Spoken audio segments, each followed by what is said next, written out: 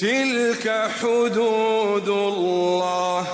ومن يطع الله ورسوله يدخله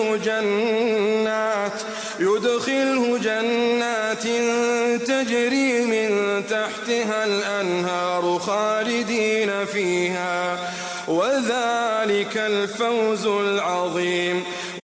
دا دی الله تعالی حدنا دی او چا چې د الله تعالی او د هغه د رسول اطاعت وکړه نو هغه الله تعالی به داسې جنتونه تنن بوسي چې د هغه د لون دی ویلې بهيږي چې دی به په هغه کې همیشه وي او دا بخي لویه کامیابی ده. ومن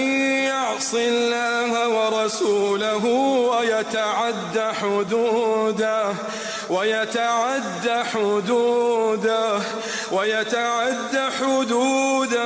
يدخله نارا خالدا فيها وله عذاب مهين. او چا چې د الله تعالی او د هغه د رسول نه فرمانی وکړه او د هغه الله تعالی د حد نه مخکې تیر شو نو هغه الله تعالی به یور ته داخل کی چې په هغه کې به همیشه وي او د هغه د پوراس پکوین کې عذاب دی.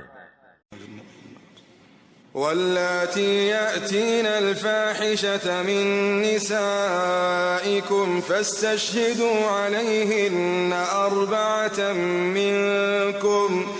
فإن شهدوا فأمسكوهن في البيوت حتى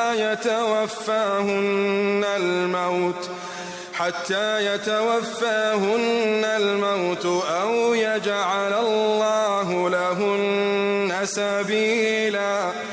او د تو سره شد زنه چې کومه بدکوریز نه وکي نو تو سه په هغه باندې لخپل مسلمانانو نه څلور سړی گواهان ونسي نو کچېره هغه گواهی وویي بیا دا شد په کورینک شه پابندۍ سره وسوتای تر هغه وخت پورې چې مرګ پناه کی یا بو الله تعالی دې دې پورا بل الیا رو وبوسي. او